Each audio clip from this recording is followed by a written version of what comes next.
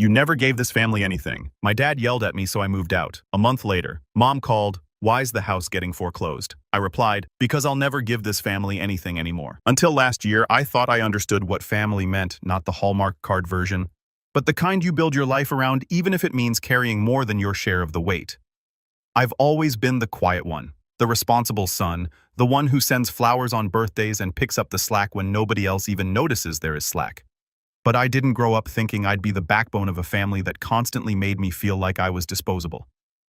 That part happened slowly, almost quietly, like right under the floorboards you don't see until it all caves in.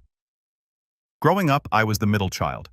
My older brother Adam was the golden boy varsity football charming, always with a crowd around him. My younger sister Mia was the princess from the moment she was born. And me, I was the one who got B+ grades and was told I wasn't living up to my potential.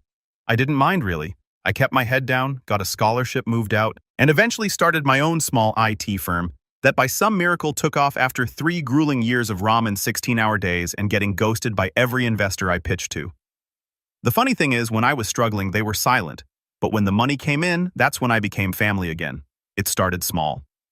My dad asked if I could help cover the remainder of Adam's car payments just until he gets promoted. Then came Mia's private college tuition only because the financial aid didn't cover enough. My mom needed help with the roof repairs, then the heating system, then the kitchen remodel she always dreamed of. And just like that, I was paying for 3 households and still getting texts like, "Can you VMO me for the groceries?" At first I didn't mind. I was grateful I could help. I even convinced myself I was building something, a legacy maybe.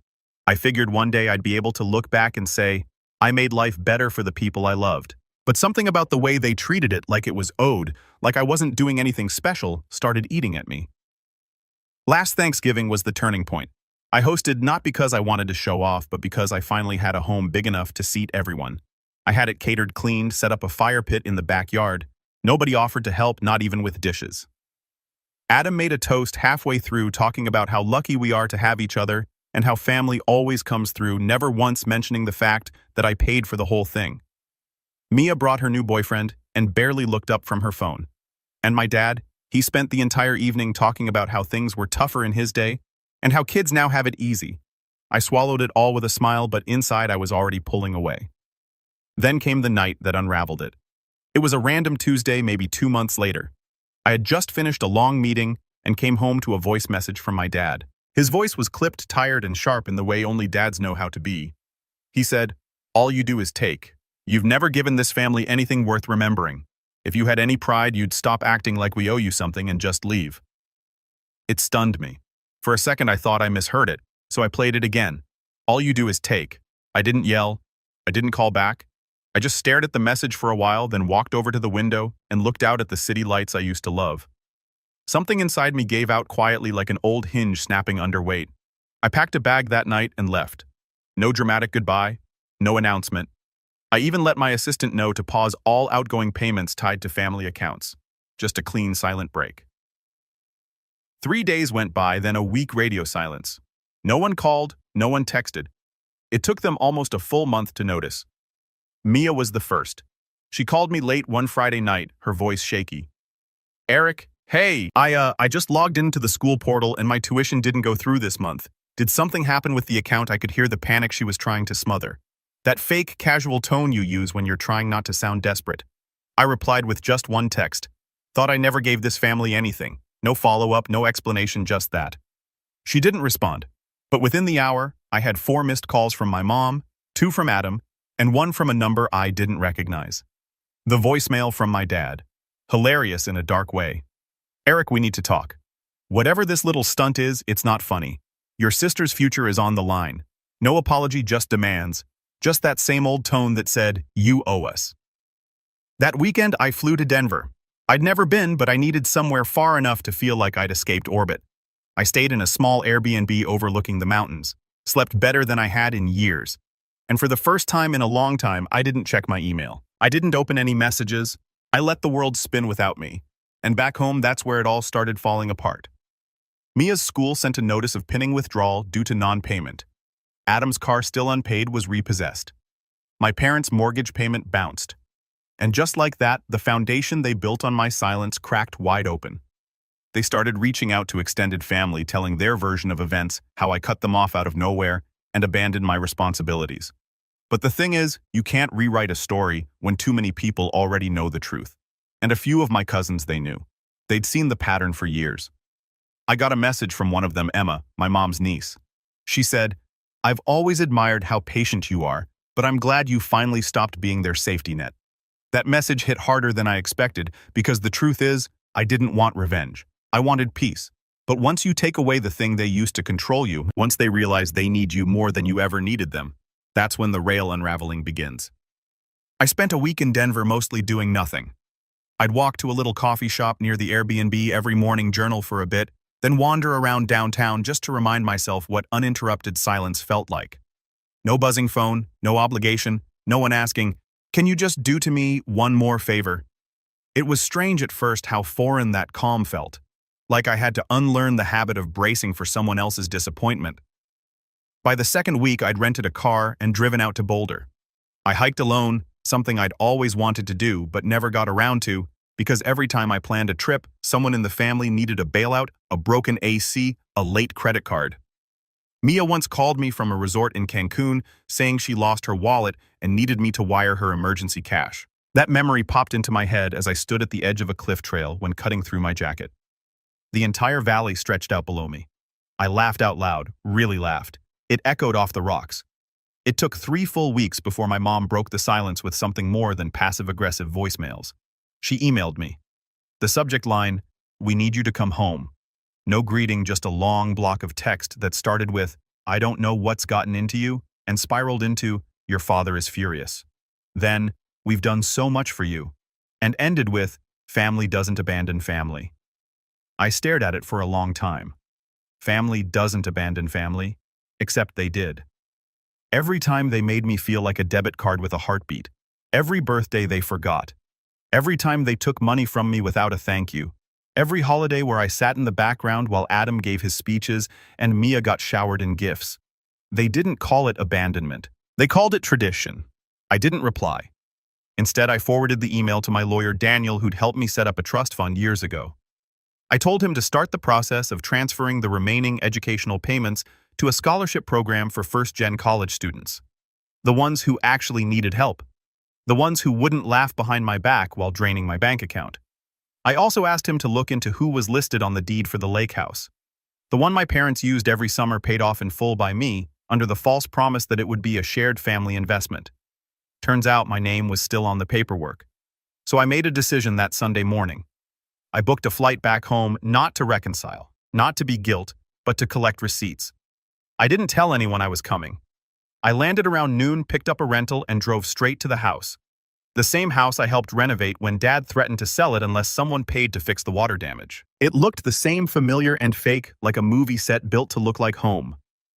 As I pulled up the driveway, I saw Adam's old pickup parked outside. I figured he moved back in after the repo. I didn't knock. I walked in with the spare key my mom forgot I had. The moment I stepped into the living room, I heard voices. "He's being dramatic." Adam was saying he'll come crawling back once he gets over himself. Mia's voice followed quieter. "I just don't get why he's doing this. I mean, it's not that much money to him, is it?" My dad grumbled something I couldn't quite make out. Then loud and clear, "Eric's always been the weakest, hiding behind his computer, acting like money makes him special." I stood there in the hallway unseen as they continued tearing me apart like I wasn't the reason the lights were on. I didn't cry. I didn't storm in. I didn't even feel anger, just confirmation. They never saw me. Not really. I backed out quietly and drove to the lake house. I walked through the front door, took one long look at the open-plan kitchen, the wall of family photos that didn't include a single one of me, and started snapping pictures for the real estate listing. By nightfall, my lawyer had everything he needed to initiate the sale. That was Saturday. On Monday, I sent one final message in the family group chat. "You said, I never gave this family anything, so I'm finally giving you what you've always acted like you wanted: distance. No more tuition, no more car payments, no more roof repairs. Sell your own memories. I'm out." I left the group chat and blocked them all. I thought that would be the end of it. But what I didn't realize was just how deep the web of dependence had gone and how fast it would unravel once I cut every thread. Because within the week, Mia was facing expulsion. Adam fired after missing too many shifts trying to figure things out. My parents, let's just say their bank called with questions about a mortgage they could no longer afford. And me? Well, I was already halfway to the airport for a new trip. This time, Tokyo first class, no guilt, no strings. But the real kicker, what happened the next time they tried to crawl back. I was somewhere over the Pacific when my phone finally caught up to the chaos I'd left behind. Dozens of missed calls, voicemails from numbers I didn't recognize, friends of Mia probably, or someone trying to talk sent in to me on my family's behalf. There were texts from my dad that looked like they started as threats, but quickly unraveled into desperate half-sentences like, "We didn't mean it that way," and "You're still our son." That one made me laugh. I didn't listen to a single voicemail, didn't open any of the attachments. I just watched the notifications stack up like a silent slideshow of panic. It's funny how people who say you've never given anything suddenly remember exactly how much you gave once it's gone. Tokyo was everything I needed. Clean, quiet, anonymous. I wandered through temples and neon-lit arcades, let my mind breathe in a way I didn't know was possible. No guilt weighing down my shoulders, no surprise emergencies. For the first time in my life, I was just me. Not someone's backup plan, not the family fixer. 2 weeks into the trip, I finally unblocked just one person, Emma, my cousin. She'd sent a single message during the whole fallout. No pleading, no drama, just when you're ready to talk. I'm here not to convince you, just to listen. I met up with her after I got back. We sat in a cafe near her apartment and she brought her laptop. "I want to show you something," she said, sliding it across the table. It was a Reddit thread. Of all things, Mia had posted under a throwaway account asking for financial help to stay in school after an unexpected family emergency. She told a story that painted me as the unstable one. Said I'd abandoned the family for no reason. Claimed I was having a breakdown. People were donating money. Strangers. Emma looked at me, tight-lipped.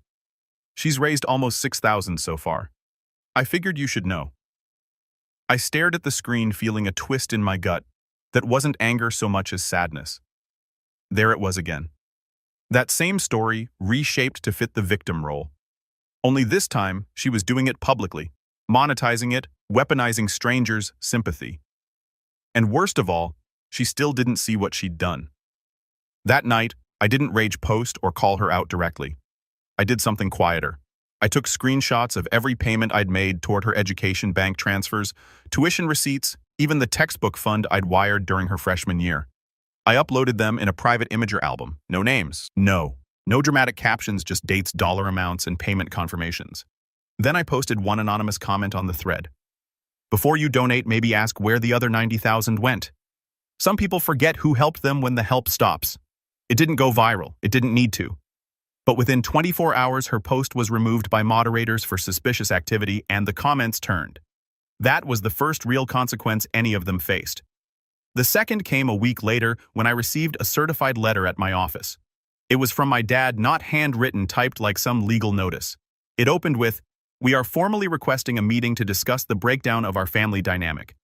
I almost choked, laughing like they were trying to hold a board meeting to fix what they broke, but buried in the legalese was the real reason they reached out.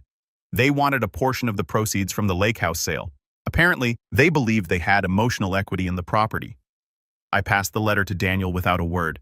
He read it, smirked, and said, "Want me to send them a reminder that emotional equity doesn't hold up in court?" I nodded.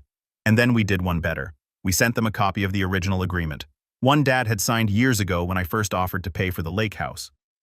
It clearly stated in his own words, "I acknowledge that this home is purchased by and remains the property of Eric, last name. I relinquish all future claims he'd forgotten or hoped I had." That letter shut them up real fast, but the silence didn't last. Not once word got out that I was selling the main house too. See, while I was in Tokyo, Daniel and I had been working on a quiet side project. Turns out, years ago, I'd loaned my parents a large sum under a verbal agreement when they couldn't keep up with the mortgage. They'd never paid me back. Daniel tracked every deposit, compiled every wire transfer, and we filed a lien on the house. They now owed me well over 80,000, which meant I could legally force a sale. Emma called me that night. "Eric, they're panicking. Your mom called mine in tears. Your dad's threatening to go on social media." I sighed. Let him. I've got receipts. Let's see who wins that PR war. But what I didn't tell her that I wasn't doing this for revenge anymore. I was doing it for closure. because what none of them realized was that I had given them everything. My time, my savings, my loyalty, and they mistook it all for weakness. They thought I was a faucet they could twist on whenever they were thirsty. And now, they were learning what thirst really feels like. And yet the most satisfying moment hadn't even come yet. Because the day the house went up for auction, I walked through the front door one last time. I parked across the street the morning of the auction. The air had that sharp, stale chill that always hung over our neighborhood in the early fall. I sat in the car for a minute just watching. It was surreal seeing the home I grew up in. This place that had absorbed so much history. Joy, bitterness, now with a small white sign staked in the front lawn. Notice of foreclosure. Auction today. No trespassing. I got out, hands in my pockets, walking slowly toward the house. The door was already open. Daniel was inside, speaking with the auction rep, a middle-aged woman with a clipboard and a no-nonsense look. He nodded when he saw me. "You don't have to be here for this," he said gently. "I want to be, and I did. Not for vengeance, not for the spectacle, but because this moment deserved a witness, someone to see it, feel it, and make sure it didn't just slip by like everything else I'd swallowed over the years." I walked through the living room slowly, as if I were trying to absorb it all one last time. The den in the hardwood from when Adam threw a baseball inside, the faded stain on the carpet where Mia spilled nail polish and blamed it on me. The wall where my parents used to pin up report cards and drawings until they quietly stopped adding mine. It was strange how little of myself I saw here, like I'd been a ghost in my own family story. I stepped into the kitchen next. That one hit harder. I remembered late nights helping Mom prep for holiday dinners, scrubbing dishes, while she pretended not to hear Dad ranting in the other room, laughing with Emma over burnt pies and undercooked turkeys. And now, it was just a kitchen, a box of walls, and forgotten effort. There was a photo still on the counter, one of the entire family taken 2 Christmases ago, at my expense. I remembered paying the photographer's deposit, the matching outfits they insisted on, and how they cropped me out when they posted it online. I picked up the photo, looked at it for a long moment, then turned it face down. By noon, a few cars had started to arrive. A couple of serious bidders, some curious neighbors, and then finally my family. They pulled up in Dad's old Chevy, all packed in like some twisted family road trip. Mia got out first. Her face was blotchy, red-rimmed eyes behind oversized sunglasses. Adam followed, scowling clearly here just to play enforcer. And then my parents.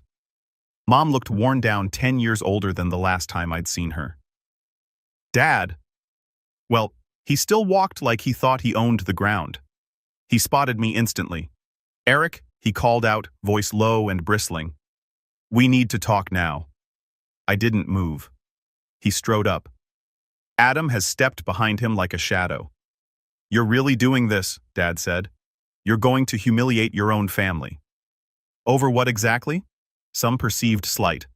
I looked him in the eye for the first time in years. "It's not a slight," I said calmly. "It's a pattern, and it ends today." "You ungrateful little," he started, but I raised a hand. "Don't. Just don't." Mia joined them now, her voice cracking. "I'm going to lose my scholarship because of this. I had to drop 2 classes already. Why are you doing this to us?" I turned to her. "I paid for your first 3 years, every tuition bill, every textbook. You never said thank you, not once. Instead, you let them convince you I was the problem." "I didn't," she started. "You posted online that I was unstable," I said, pulling out my phone. "You lied to strangers for money. And now you want sympathy." Her face crumpled. Mom finally spoke. Her voice was a family Eric. "Families don't do this to each other."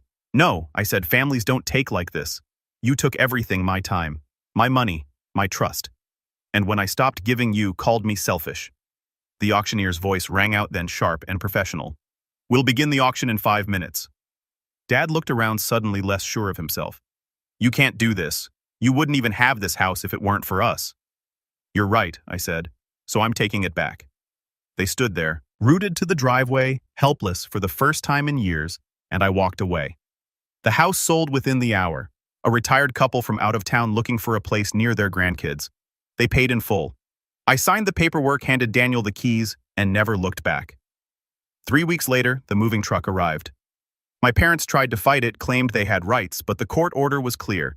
They had 30 days from the date of the sale, no exceptions. They didn't even pack everything, just grabbed what they could and left the rest in piles. Years of clutter. Boxes of old trophies, broken appliances, forgotten memories.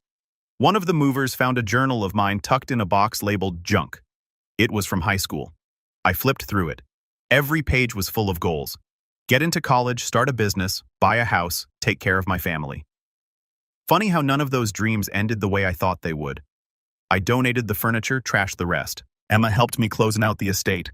She was the only one who stayed neutral through it all and the only one I trusted. When it was over, she hugged me for a long time.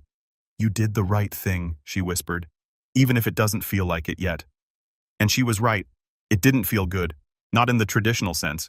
There was no soaring victory, no final confrontation with slow clapping applause, just silence, a sharp echoing silence that slowly gave way to peace. I moved shortly after that. Bought a loft in a different city. Smaller, simpler, but mine, no secret bills, no guilt. The calls eventually stopped. The emails dried up, and over time, even the bitterness faded. I didn't hate them. I just disconnected, like finally cutting the last thread of a frayed rope that had been dragging me underwater for years. One night, I sat out on my balcony sipping tea, watching the lights flicker in the building across the street. I thought about that last Thanksgiving, about the toast Adam made, about the way they all smiled like they were in a commercial, completely unaware that the glue holding them together was cracking. And I realized something. They were never really a family. They were a system that only worked as long as I stayed silent, stayed useful, stayed small. And now they had to learn how to stand without me. I got a message a few months later, an email from Mia. I don't expect a response. I just wanted to say, I get it now, and I'm sorry. I read it twice then, once more, and then I archived it. Not out of spite, but because I no longer needed closure from them. I already had it from myself. And for the first time in my life, that was fulfilling.